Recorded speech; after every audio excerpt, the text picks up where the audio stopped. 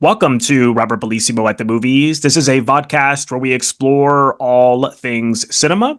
I want to welcome back to the show Andy Wolverton, who runs a fantastic website called Journeys in Darkness and Light, exploring film noir, classic movies, and more. It's also a YouTube channel. And Andy is also a writer and was a former librarian, I believe. Or is that That's something? right. Yeah. I wanted to be sure I got that right. Welcome back. Welcome back, Andy. Yeah, thanks so much for coming on again. Yeah, well, thanks for asking me. I had such a great time last time. We talked about Me the too. Maltese Falcon, and it was just a wonderful time. Thank you for having me back. My pleasure. And now we're diving into another film noir, Gilda. I'll read the plot here. A gambler discovers an old flame while in Argentina, but she's married to his new boss. This was directed by Charles Vidor. It was written by Marion Parsonnet and Joe Eisinger, from a story by E.A. Ellington. It starred Rita Hayworth, Glenn Ford, George Macready, Joseph Kalea. Hope I have that right. Stephen Geary, he was fantastic as well. Okay, do you remember the first time you saw this, Andy, and what you initially thought? You know, it hasn't been that long since I first saw it, maybe 6, 7 years ago. And everybody remembers that scene from Shawshank Redemption. Yes. You know, that's my first scene. reference to this as well. And they're watching it in the theater. Yeah. I think that was probably most people's introduction of a certain age, if you saw that movie, and everybody did. Yeah. So the first time I saw it, I was waiting for that scene, and that's a big scene. Yeah, it's probably been 6 or 7, maybe 8 or 10 years since I saw it for the first time. And what did you think of it initially? Did you take to it right away, or how did you feel about it? Well, it's interesting because I do believe this is a film noir, but I believe that it's so many other things too, because it's not a traditional film noir in so many ways. It takes place in a place that you normally don't associate with American film noir, Buenos Aires. Right. And it doesn't, and we can debate this too, but it doesn't necessarily, I don't think it has a femme fatale, but we can talk about that later. And it's got a love triangle that you don't normally see in film noir, not like this. It's just so bizarre.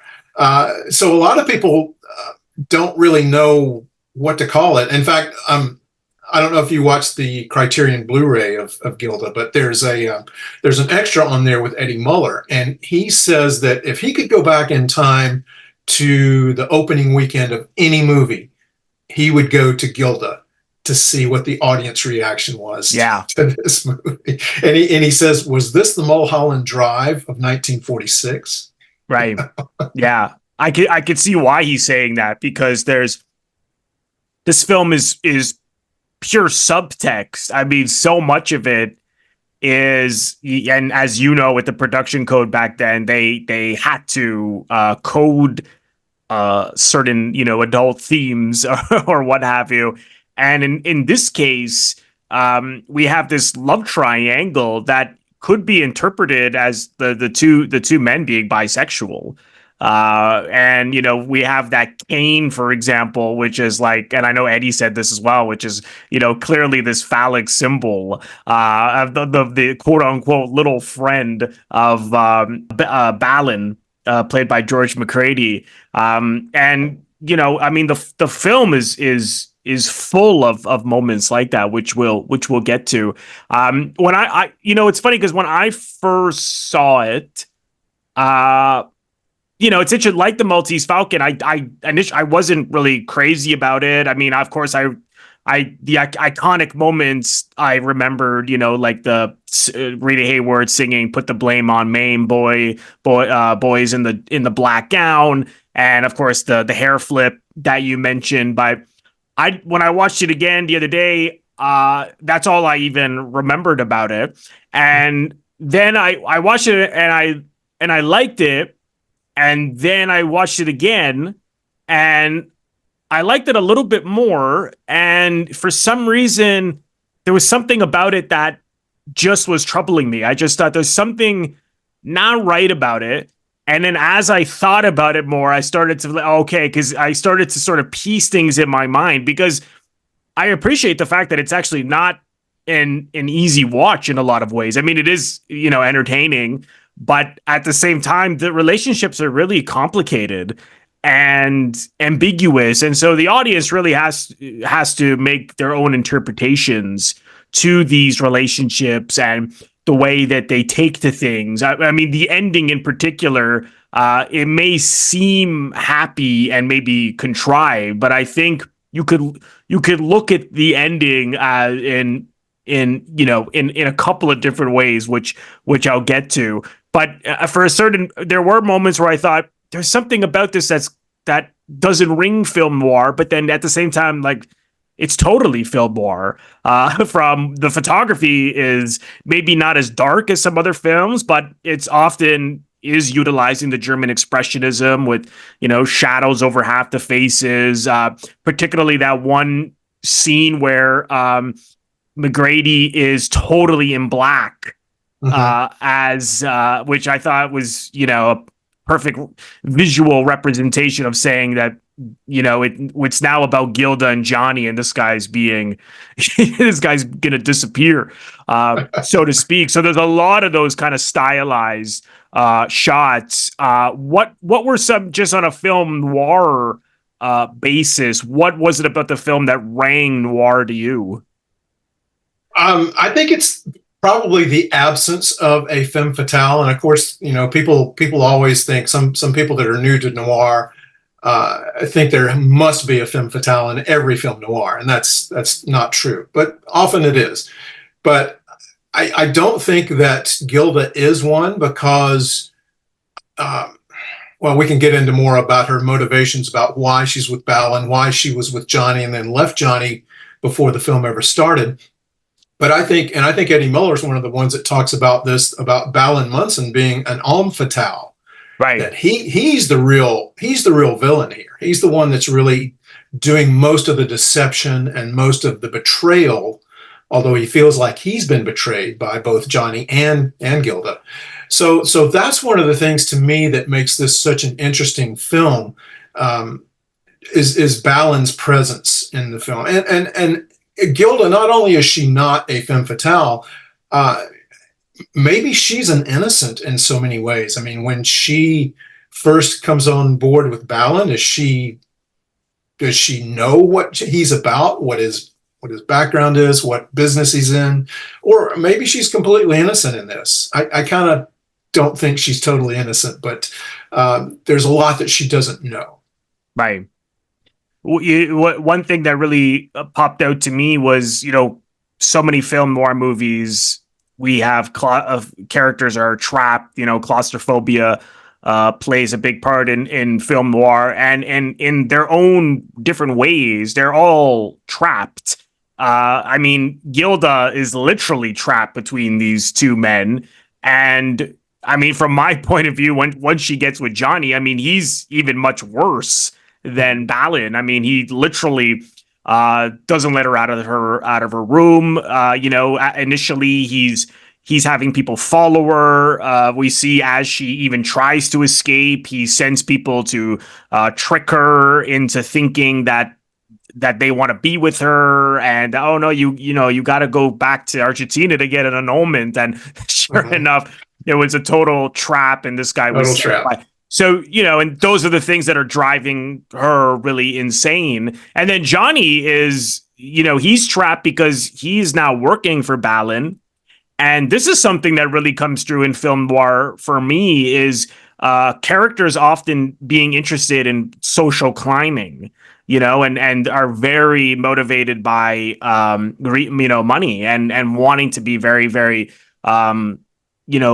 big and flashy and rich, and with the nice clothes and the nice cars and all that. And he really wants that and that life, and he's getting it. At the beginning, we see he comes from nothing. He has nothing. And once he starts to work with Balin, his life is on the rise. And now when Gilda comes into his life, he's trapped, because this is his ex-girlfriend, who clearly, there's a love-hate relationship here. and he can't throw her out or kick her out of there because she's now married to Balin. And then at the same time, you can again interpret that there are feelings between Balin and Johnny as well. So he's totally stuck. And then when you look at Balin, he is so hung up on Gilda, but yet he cannot. He also can't just throw her out or do away with her because of his feelings. And then again, you can interpret that he sees what's going on between Johnny and Gilda immediately, that they clearly knew each other. But it's not as though he throws Johnny out either. And you could interpret that it's because he has feelings for Johnny, or also because of he's very happy with Johnny working for him. So they're all sort of stuck in a lot of ways. Was that your impression, or did you see that in a different way? Yeah, very much my impression. And it must have been, again, this is one reason I think why Eddie Muller wanted to be there on opening weekend, to see how audiences reacted to this strange relationship. I think you're totally right about all of those characters. And it's interesting when we see Johnny come into the casino for the first time. I mean, he looks rough. He looks, everyone's looking at him with disdain until he starts winning money. But once he starts working for Balin, it's interesting because every time you see Johnny ascending the stairs, he almost always has a smile on his face, like he knows, I'm moving up now. I'm getting there. But it's interesting that Balin, no matter what the situation, even when somebody's been murdered at the festival, he says, go and stay with Gilda. Yeah. Find Gilda. He's not worried about himself, but Johnny is always trying to protect Balin. Yes. So, and you wonder, like, why is this going on? So there has to be a very intricate relationship going on, and Johnny sees Balin as a way that he can elevate himself in his own stature and in the view of other people too. But it's so weird because he has this love-hate relationship with Gilda. It's funny because I remembered when I was watching this that someone told me, and you probably heard this too, that the opposite of love is not hate, it's indifference. Well, Johnny is totally not indifferent to Gilda. I mean, and hate is played up many times, and there's that famous line from Balin about hate can be a very exciting emotion. Yes. And Gilda repeats that later. Yes. With Johnny. It's if you sit down and think about it too much, you can just turn yourself in circles trying to figure out who really loves who really hates who, what's at stake here. Does anyone love each other? Other than Balin clearly loves himself. Right. Well, it's interesting because in their case, this love-hate is also very like you said, what Balin said, hate is an exciting emotion, which he says to Gilda, and then Gilda later says to Johnny when she's seducing him in her bedroom. And it's true, because when you have those mixed feelings, I think often that brings an even heightened state of eroticism between the two, and I think you can interpret that there is almost something sort of masochistic or S&M like with their relationship, because you see that one scene where they're dancing and he pushes her, he's physical, he slaps her in the face afterwards, and even though these things are ripping her apart, I think at the same time she is attracted to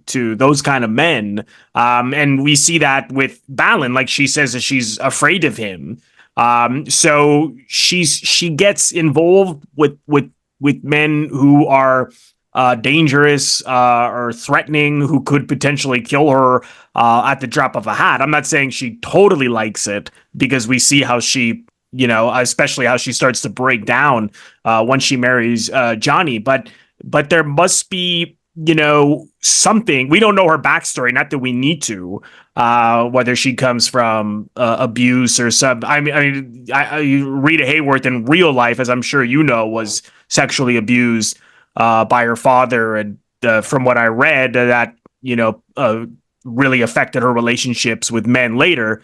And this sort of, they built this project for her. So I can't help but wonder, if they were thinking about that, about, maybe imagining what people from abuse would be like. But it's really up to the audience. But I don't know, did you find that that's just, she was kind of attracted to sort of these abusive people, or what did you think? I think a lot of this has to do with how the film was written, and you mentioned the screenwriters, but also, and you probably know the producer, Virginia Van Up, Yes, wrote a lot of the script as it was being shot. And from what I've been able to put together, and I looked at a little bit of Glenn Ford's biography talking about this, is I think, and I don't have any solid basis for this, but I think Virginia Van Up was getting so frustrated with where the script was going that she just contributed a lot of this. And like you said, she knew a lot of the things that Rita Hayworth was going through. Of course, at the time, she was married to Orson Welles, right, during the shooting of this, and as we know, Orson Welles was always in love with Orson Welles. So right. I think you see some of that reflected in Ballin's character. I don't know if Van Up was rewriting this to make that fit that mold. That had to have something to do with it. Also, Rita Hayworth had a very contentious relationship with Columbia head Harry Cohn. Yeah, I heard he was obsessed with her. Oh my gosh, he was always trying to, from what I hear, was always trying to get her into bed, and she refused. And of course, he could be a real jerk on the best of days with the best of people. So you got this constantly going on. So maybe Virginia Van Up wrote some of Ballin as being part Orson Welles, part Harry Cohn. Maybe this explains some of the chaoticness of these relationships, because that was what her life was like. Yeah, Rita Hayworth was in a very chaotic storm during this time. Right. Yeah. No. It really makes you wonder. And there, as we see those when she's dancing, particularly in the black dress, and then everybody starts to shout to her to take her clothes off, and she starts doing it. And she's very. I mean, she's doing that to piss off Johnny. But at the same time, she's very comfortable with it. So you can't help but wonder about her past. Was she a stripper? We really don't know. But she's. I mean, I thought Rita Hayworth was so good in this film, because, like you said, I agree with you. I don't. It seems like she's the femme fatale, but she's not, because she marries someone very, very wealthy, and Johnny's accuses her of marrying him just for his money. She's manipulating Johnny initially by flirting with other men and dancing with other men to, piss him off, to make him jealous. And so it seems that way. But then, of course, once we begin to see her vulnerability, when, she really reaches out to Johnny, it's the scene where she smashes the guitar through the mirror. And he finds her alone with the porter singing put the blame on Mame. Then she can't keep toying with him anymore. I think she realizes, and she really reaches out to him and just says, I'm paraphrasing, but like, this guy's scaring me, her husband, that she's wants him, like, this is, she's done with the games, and we see this power play between the two, because then at that point, he begins to take control. Once she really shows herself, he's like, oh, well, you're just here, you're here obviously to wake me up and drive me nuts, so I know what you're up to. And earlier, when he's following her and having her followed as she goes out with other men, he says he's doing that to protect Ballin. And then and I love she's like, oh, really? Like, yeah, right. This is not about Ballin. This is about you. Right. So I found that, this self-destructive, like, toxic relationship to be really interesting, but at the same time, just so sexually charged. I mean, that scene where she seduces him in the bedroom, again, it's all, subtext. Like she says, well, no one else is in the house, hint, hint. And then as she, slowly makes her way to him in the bedroom saying, hate is an exciting emotion. I mean, she's totally seducing him in that kiss. It's very, very passionate. I mean, Eddie Muller said that this film is purely about sex. I don't know if it's purely about sex, because I think there's a lot of layers about self-destructive relationships and toxic relationships and what have you. But certainly the eroticism plays a big part, I would say. I don't know how you felt about that, but definitely. And I didn't notice this until this last time I looked at it, because as you mentioned, she does that song, Put the Blame on Me, twice. Right. And the first time she does it, she's got a guitar, and it's not a very good example of someone faking a guitar. It's right. pretty bad. Yeah, I was looking at her hands. I thought she's not changing the chords. She's not changing the chords. But that way that she's singing it, and you got the Stephen Geary as the attendant there, and it's a very different musical moment than she's going to have later in the film, near the end of the film, where she does that. And you can almost see her transition in her musical styles and reflected in her character, because the first time she's just trying to find herself and trying to find the song. What's the best way for me to perform this? Right. And then when she gets to the striptease scene, she knows exactly what she's going to do with it, because her character has changed so much from that moment to this moment. So I like comparing the musical styles of those two examples of the same song. Yeah. But yeah, you're right. There's there's so much going on that it's really a whirlwind of emotion, this entire film. And you're right about the love-hate thing. I mean, we see hate, I think, far more than we see love. Yeah. For sure. How not to do it. Yeah. But it is, and Balin is right. It is a very exciting emotion, especially as they play it on the screen. One of the things, even if audiences didn't really know what was going on with this film, it's exciting to watch that emotion play out. Yeah.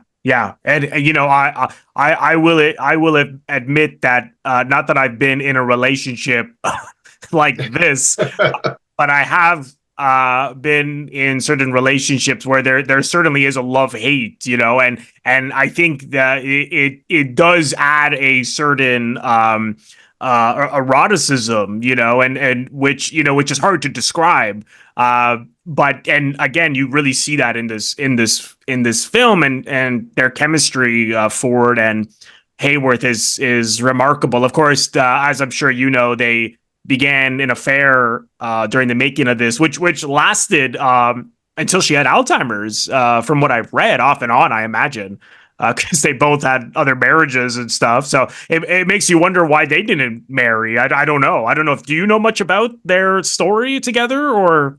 A little bit. Actually, they did a movie before this called The Lady in Question in 1940, which was also directed by Charles Vidor. I think they had met, I read, I think in Ford's biography, that they had met as teenagers somewhere along the way. But they were very, very close. They were, like you said, lifelong friends up until she passed away.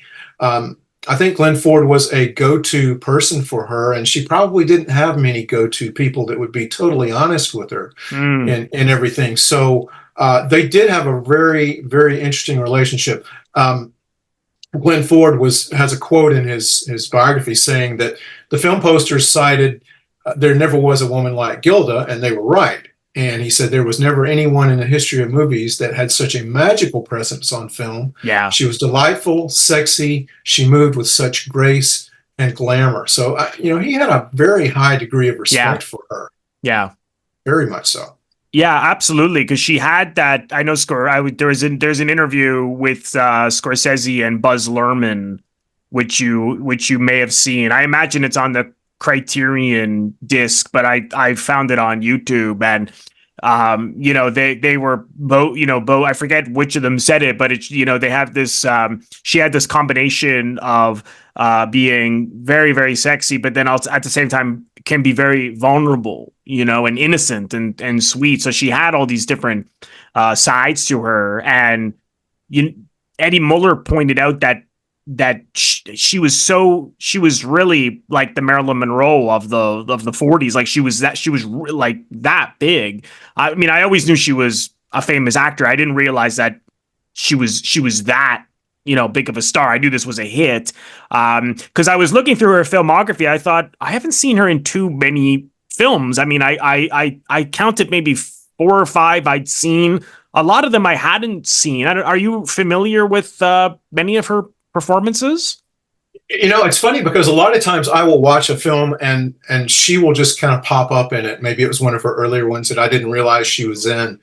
But obviously this is a big one. Lady from Shanghai is a big one. And there are other ones that I'm probably forgetting. But yeah, when she does show up, especially in anything after this, it was a huge thing. And of course, Eddie Muller also talks about in Dark City that when they were testing A-bombs in 1946, there was one named Gilda, and it had a painting of her in a negligee. Yeah. So she was literally a bombshell. I mean, so everybody, even if they never saw a Rita Hayworth movie, if they knew about that, which I'm sure they did see a Rita Hayworth movie a time or two, but she was really, really big. Yeah. Everybody knew her, and it's really sad. There's another quote where Rita Hayworth says, everybody wants to go to bed with Gilda, and then when they do, they wake up with me. Right. And so there's that insecurity there too. That, I mean, who could be bigger? I mean, other than Marilyn Monroe. Later on, who would have been as big as Rita Hayworth, and for her to have such a low opinion of herself, which we know that Marilyn probably did as well, in a lot of ways. But yeah, I mean, everyone wanted to be with Rita Hayworth, right? And Glenn Ford was fortunate enough, and I'm not talking about just sexually, but just to be a friend to her. And I think, like a lot of these big stars that are like her, Marilyn Monroe, others, they just want to be known for who they are. They want to be loved for who they are. Right. I can't help but wonder if she's also speaking of the fact that because she was Latin and, they changed, the studio changed, had her, which was so common at the time, if you were Italian, Latin, they wanted to do away with anything ethnic, right? And so I saw a photo of her before, because they even like raised her hairline, right, exactly, yeah, and all. And I saw, and they were showing up a photo before all the work that was done, done on her, and you can't, she looks completely different, and of course she dyed her hair red and all that kind of stuff. So. I mean, I imagine that's quite painful that you have to, really shed a lot of your heritage and who you are. But I mean, she was certainly phenomenal in this film, and I also saw there's a film she did that Clifford Odets directed called The Story on Page 1, which is really good. I don't know if you've seen that. I haven't. Yeah, it's really, really good. I highly recommend it. And not long ago, I saw with her and Cagney, The Strawberry Blonde, which is before this, which is also quite good. But a lot of these, Pal Joey, of course, I knew. I've seen. But, also you look at, as good as she is, this film, so much of it is about looks and characters, what they're feeling based on the way they're looking. I mean, one of the great examples in this film is, of course, when the hair toss at the beginning, and as soon as she sees Johnny, you could see right away she looks at him with such, hatred, and that, they, right away that they know each other. So much of it is from their looks. And Glenn Ford as well. He's not someone discussed, at least that I've seen, as like such a great actor, but I really think he was, because he could do so much with the littlest of expressions. And you could see towards the end after he hit her and he's sitting at the bar, just the way that was the first time you started to see that he knows he's gone way too far, that he starts to feel remorse. But he also had such a strong voice, and often even like it's something like The Big Heat as well. Like he can be so threatening by being very quiet, very subtle. You know, he's not screaming, and nothing wrong if someone does scream or yell, but Sure. his voice he just really pulls you in, I find, and he's very still, like his arms, he's not gesturing a lot or anything, and maybe that's just who he was, but he's very captivating. I don't know how you feel about him in this. I like him in this a lot. In fact, I like him a lot in this film and other films of this era. I think, and I'm not saying he phoned it in when he got older, but it seems like many of his older performances don't have the impact that these do. And not all of that, I think, is due to him being a younger man. But you're right about him being very good in this and The Big Heat. Yeah. Even in something like Blackboard Jungle, he's good. Oh, yeah. 3:10 to Yuma, he's very, very good. Mm. And many films where he does a lot with a little. Yeah. And like you said, he doesn't have to. This maybe be his most animated film. For any Glenn Ford character, except maybe The Big Heat once things start, getting really rough. But I do like him, and I like Hayworth. I like George Macready. I mean, he frequently played, a really, really bad guy, and but he's terrific here. And as you mentioned too, some of these supporting roles are just really fantastic. The detective is great. Stephen Geary is great as the attendant. Even some of the Nazis are very believable Nazis. Yeah, I agree. And as soon as I heard George Macready's voice, I think of Paths of Glory, the Kubrick film, because he's so. That's what I know him for the most anyways. And he's got such a great voice and threatening voice. And he sounds very upper class, but then at this mix of upper class criminal, like he's fantastic. But I mean, it's so interesting the way it starts. Like, here's this club owner, wealthy guy. What are you doing on the docks? Exactly. Why is he there? There's only one reason for him to be there. Of course. Clearly for cruising men, and. Right. I love, what he says about, it's like the little friend, the Kane, it was the three of them, and then it got replaced by Gilda, and then it's like, I mean, the subtext is incredible, particularly the scene when he's in total darkness and they come back and they say, oh, we just went swimming. I thought swimming. Right. I mean, who the hell? What kind of? I mean, if my wife came home with someone and said that we went for a swim, I would be extremely suspicious. But of course, that was totally coded, Right.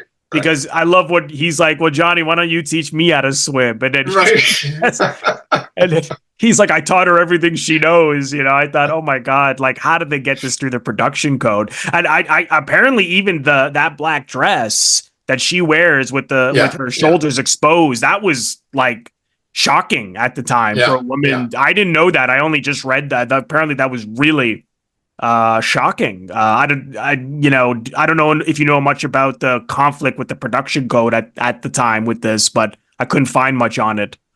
I couldn't find much either, but you have to wonder, because she's doing this. I mean, the black satin gown is just amazing. That's an amazing shot.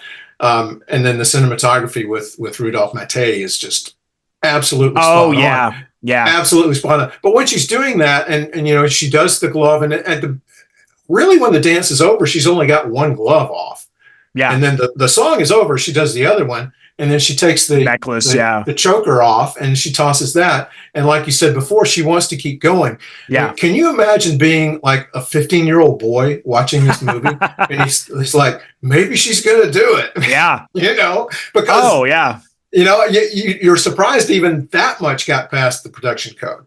I know. I'm shocked because I only recently discovered reading Nat Segalov's new book called The Naughty Bits, where I don't know, did you read that or did you hear about it? I want to read it. I got a friend of mine that read it and liked it very much. Yeah, and he goes through various films and really spells out a lot of the problems the production code had with with these various movies. And one thing I didn't know was that they even had to approve wardrobe. I didn't know that it went that far. So how they got that through, I have no idea. But you mentioned the cinematographer who I was, also did The Passion of Joan of Arc, and which, the Dreyer film and also Vampire, which are, these masterpieces of the silent era. I couldn't see it. It didn't seem like he did a lot of other noir films from what I see, but the writers are no stranger to noir, at least later. Like Joe Eisinger did Night in the City, which is fantastic film. The other, and Marion Parsonnet did. I haven't seen My Forbidden Past with Mitchum. But like you said, I didn't realize that the producer was rewriting on the set. I didn't know that. And she became Virginia Van Up, the executive producer of Columbia, which is ironic because Cohn was such a I'm not to laugh at his behavior, but he was, from what I've read, I mean, he was an extremely abusive guy, and certainly sexually harassed women, and God knows what he did to the women under a contract at Columbia. But at the same time, you got to give him credit for giving a woman at the time to be the executive producer at Columbia. I mean, that was sort of not done. Then. So Absolutely. And Rudolph Maté also did some other. He actually directed a few films too. He directed DOA. Oh, with, I didn't know that. Edmund O'Brien, and some other ones too that I can't think of right now. But there's a lot of talent behind this film. And speaking of the gowns, were by Jean Louis. That was I read that. Hayworth's most treasured dress designer. So she felt very comfortable with all of those. So it's such a great amount of talent in front of the camera and behind the camera too. It's wonderful. Oh God, yeah. Oh, absolutely. The only thing I'm really not crazy about in the film is the subplots with the sort of like this enterprise that was happening with these Nazis. And I mean, on the one hand, it's interesting. It's interesting that character is a Nazi sympathizer, and he's talking about wanting to take over the world, and everybody's an idiot. I even like that in his office, he's always spying on people, like he's turning off the sound off and on. And he can hear everything. Which is interesting because Harry Cohn would spy on people and bug, later would bugged Wells's office and everything. So I can't help but wonder if that's taking a shot at him, and he's looking through the blinds. He's always, watching everyone. So I thought it was interesting that they made him that. And at the time, of course, this is right after the war. From what I've read, a lot of people were worried. Are there Nazis still out there? And of course there were. And of course here's someone still having those same plans that the Nazis and the fascists did. But the whole thing of like what exactly they were planning, and then when he fakes his suicide. And then Johnny kind of just like looks over the notes and he's like, "Oh, I'm going to take this over." I thought, take what? Like what? Like it's like totally like, I don't know why they wanted. It's interesting because Eddie Muller said, "Oh, don't even try to make sense of it." But I can't help but wonder then what, if anything, I would have preferred to have seen more of maybe Balin and Gilda. Like she was saying, he's scaring her, but we didn't. We only really see that one scene with the two of them on the bed. So if anything, maybe we could have had more of that. But I suppose that they had, like, they show that one cop who's there throughout, and we initially Johnny's like, "Why are you always here? We don't even know why this guy's always hanging around." And then we find out he's a cop, he's watching everything, and he basically gets to Johnny and all the plans, and is able to bring everything down. So I imagine maybe the point of that was to sort of be able to find a way to end the film so that they'll leave at least the casino, and everything gets shut. But I couldn't really see why they really needed much of that. I don't know how you felt about that. Yeah, and I think we see this a lot even after the war. It's still time to beat up the Nazis. It's always a good idea to do this in the movies, right. Especially after we've won, and we feel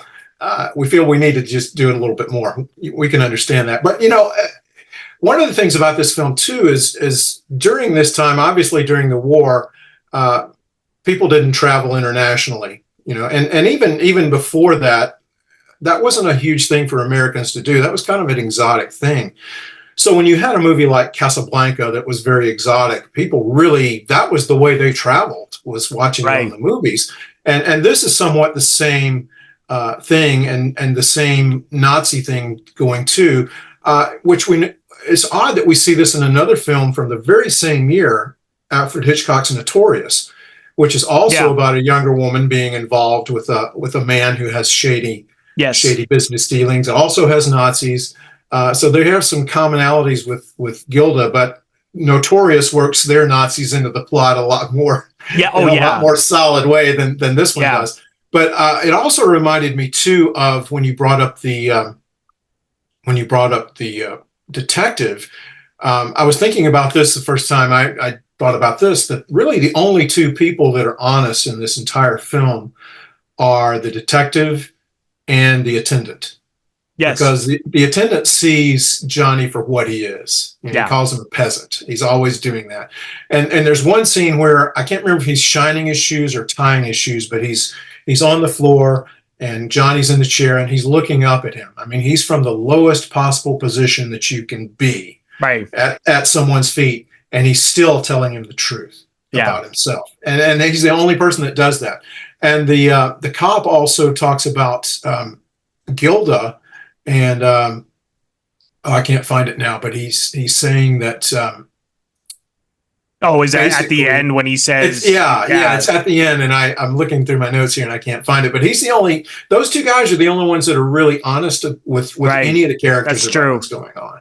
Yeah, because he basically points out that's Detective Obregon, played by Joseph Kalea, and he says, he's like, look, Johnny, like, she's not all these things you think she's done and doing. She didn't do any of that, and, right. And so in a way, he sort of gets Johnny to see the errors of his ways. But you're right. I mean, they are the only two honest people, and the porter is also sort of like the comedic. The comedic touch of the film, because he also is the one who kills Balin in the last scene to save Johnny and Gilda. And then when the cop is there and Johnny tries to take the blame, and then Uncle Pio's like, "I've always known he was a gentleman," which I thought was hilarious. Perfect. Yeah, but he's interesting because he sort of loves, because he's observing everything and he loves the gossip. He loves seeing all the drama unfolding as this observer. But he also fueled Johnny's insecurity because he calls him a peasant. And again, a very noir thing is to be a social climber, and real big ambition. So the film is layered, and you can look at the possibilities of whether these men are bisexual, or also that, well, he's so loyal to his boss because he doesn't want to lose his position, and things like that. I mean, it's complicated, but it doesn't give you any easy answers. You really have to sort of go to the film, I would say. Yeah. And I think the ending is just kind of, the ending is the ending. It doesn't make any sense. I think it's the weakest part of the movie. Yeah. Because it just doesn't have any cohesion with the rest of it. It's not a very satisfactory ending, but it is an ending. And the attendant probably has the best, the best part of his entire film is right there. Right. But yeah. And one of the things too, and I don't know if you were going to mention this, but the thing that Eddie Muller mentioned about seeing it in the time when it was released was the audience reaction. This was a big hit, but I think critics were like mixed. Yeah, they didn't really know what to do with it. I think some of them were very confused. I was doing some reading, and it says a lot of audiences were confused or bored. I can't imagine anybody being bored by this film. Confused, maybe, but I don't know. But one of the interesting things that Glenn Ford said in his biography was that audiences, especially women, came away liking Ford after this because he was a tough guy. And Ford used to say, "I became a star when I slapped Rita Hayworth." Oh God. And I think there's probably a little bit of truth in that. Right. But this was one of the most popular films of the year, and it really did Ford's career quite a bit, as did his next film, A Stolen Life with Bette Davis, which was later that year. I think both of these movies really elevated him, and we start to see him take some of these other roles that we discussed too throughout the show that really were major films for him, like The Big Heat and 3:10 to Yuma and others. Yeah, and apparently this was his first film after the war, and he hadn't worked in quite a while. And yeah, no, I agree. This certainly kind of like what happened with Jimmy Stewart. After the war, his career went into a really interesting and unique place. But the ending really left a bad taste in my mouth because he's basically trying to apologize, and then she says she sort of equates what she did with what he did. She's like, "Oh well, we're both so terrible. We don't." That's not the exact line, but we're both to blame, and we don't need to apologize to each other. And I thought to myself, how could she say that? I mean, yeah, maybe she was manipulating him or to an extent, but this guy was so horrible towards her, hit her, pushed her, tried to control her, that to the point of driving her absolutely insane. But then on the flip side, if you look at it from the point of view of perhaps someone who has been abused over and over again, you can maybe see that she's just making that excuse up. It's just like, it's this love-hate, and the fact that he's feeling any remorse is okay, is good enough for her. But I think we as the audience, we kind of know better than these characters. And even though it seems happy, this can go sour very quickly. Yeah. Can you imagine this as a first date movie? Oh my God. Bad choice.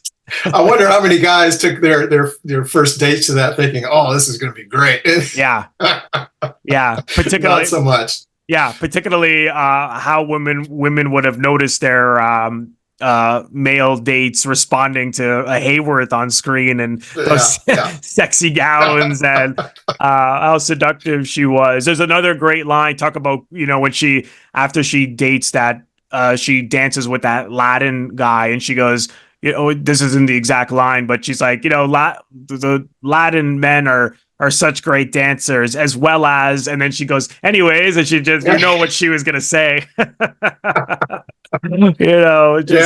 Just one other thing. If I were part of the production code, people that were watching that, I think I probably would have said, just let it go. Just let it go. Yeah. If we start cutting, there won't be anything left. Right. They had to have just thrown their hands up and said, there's no way we can do this. It's possible. I mean, I would be interested to hear your opinion on the naughty bits, because I mean, it is amazing what they put filmmakers through. I mean, the script, they first went through the script, and even once they approved the script, they would always say at the end, our final decision is based on the final cut, so it's like it was never ending of what they asked for, but there was always, occasionally we get these compromises or these great coded ways of doing, which they did allow, which is interesting. It's like you couldn't show it, but you could suggest it. But then even sometimes the suggestions they'd have problems with. It's like they don't mind something being implicit, but explicit is so their way of thinking was so strange. It really was. It was such a weird time, and it's funny watching. And this is actually I hadn't thought of this, but Foster Hirsch has a fairly new book. It's been out for about a year, and he's talking about the movies of the 50s.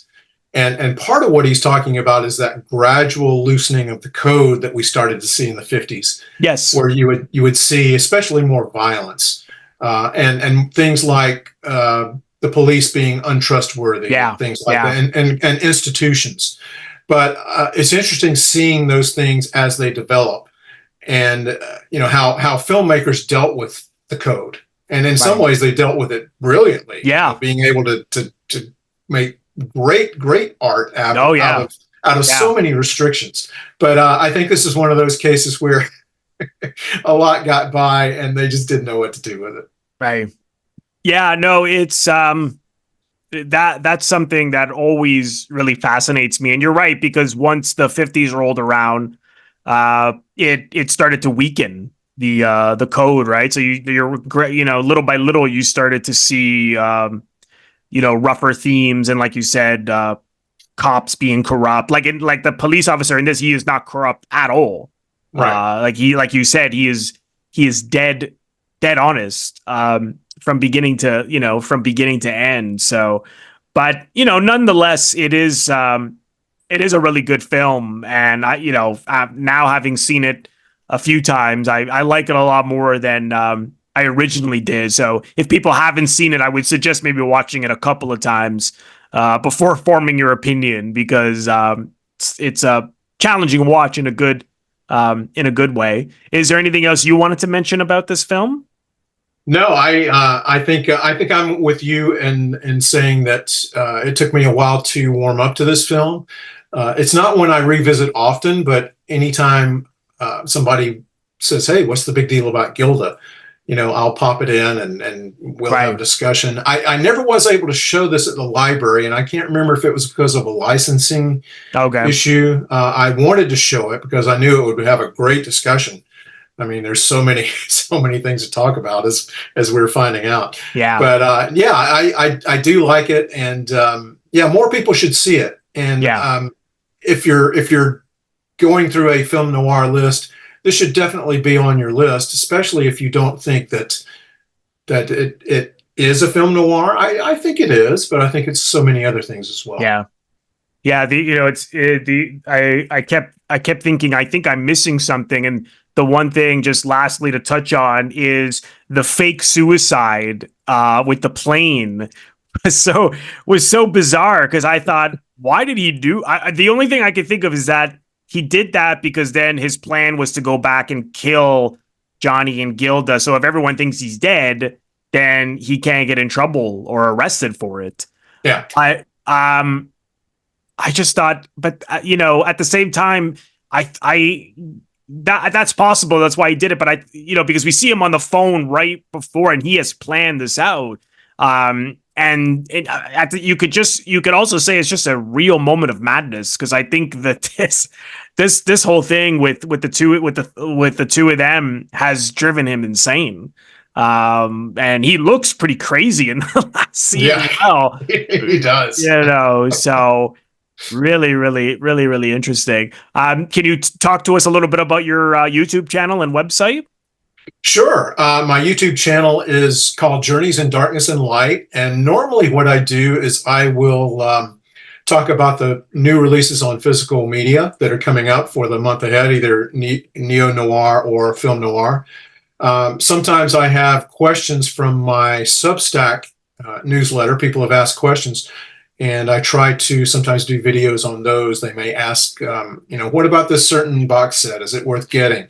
And I'll try to answer those questions. But I do have a Substack that I've started about 8 months ago, and it's andywolverton.substack.com, where I mostly talk about film noir and other things too. And that is starting to gain some traction. So if you're interested, I would welcome you to go to that. It's most of the articles are free. There's options to be a paid subscriber, and you have extra content there, and other fun stuff that you can find out about. Great. And you have a book out as well that you released not too long ago, I believe. Men Don't Read. Men Don't Read isn't really about movies, but it's about the book club that I put together at my library, a book club for men, and some of the struggles that we had. And it's kind of a how-to, if you wanted to do a book club, whether it's men, women, anything, how to put one together. But it's also about how to build a community of readers, and why that's so important. Especially now. I mean, we're all attached to our screens, me included, but just sitting down, reading a book and talking about it with somebody, just like we're talking about a film here, right? The importance of that.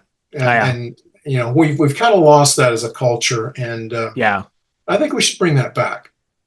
I agree. And I plan to read your book. Definitely. I have, as you may have noticed, I interview many writers on my show. So I actually know I have so many writers coming on. I'm so fortunate that I know what I'm going to be reading every day until March. Oh, girl. Wow. Yeah. And I know you read a lot of books too. I saw on your Facebook page, but I certainly plan to read it. So I'm looking forward to that, but I will leave the links in the description box below for where you all can follow Andy on social media and check out his website and his YouTube channel. That will all be in the description box down below. Well, Andy, thanks again. This was great. And I look forward to having you back down the road. Me too, Robert. Thank you so much again for having me. And then just like last time, the time has just flown by talking about a great movie like Gilda. So thank you. Thank you so much, everyone, for watching. I want to thank all of my members on Patreon. If you're interested in becoming a member of my Patreon, head over to the link, patreon.com/Robert Bellissimo at the movies for full details. Patreon is exclusive content that I create month in and month out. And as a subscriber, you are able to vote on polls and contribute to what I do on Patreon month in and month out. So head over to the link for full details. You can also leave a donation directly to my YouTube channel by pressing the thanks link, which you will find directly below the video frame. Just click on the thanks link and you can leave a donation there if you choose to. And lastly, if this is your first time here, please consider subscribing. It is absolutely free to do so by pressing the Robert Bellissimo at the movies logo. You will see it floating above my head in the top left corner. To your top left in just a second, just click on that and then click the bell in order to get a notification every time I release one of my new episodes. Also click the like button and leave a comment below. Let me know what you think of this episode. Also, you can also share the episode. All of these things are what produce traction to my YouTube channel. So I appreciate you watching and thank you again. And I will see you in the next episode.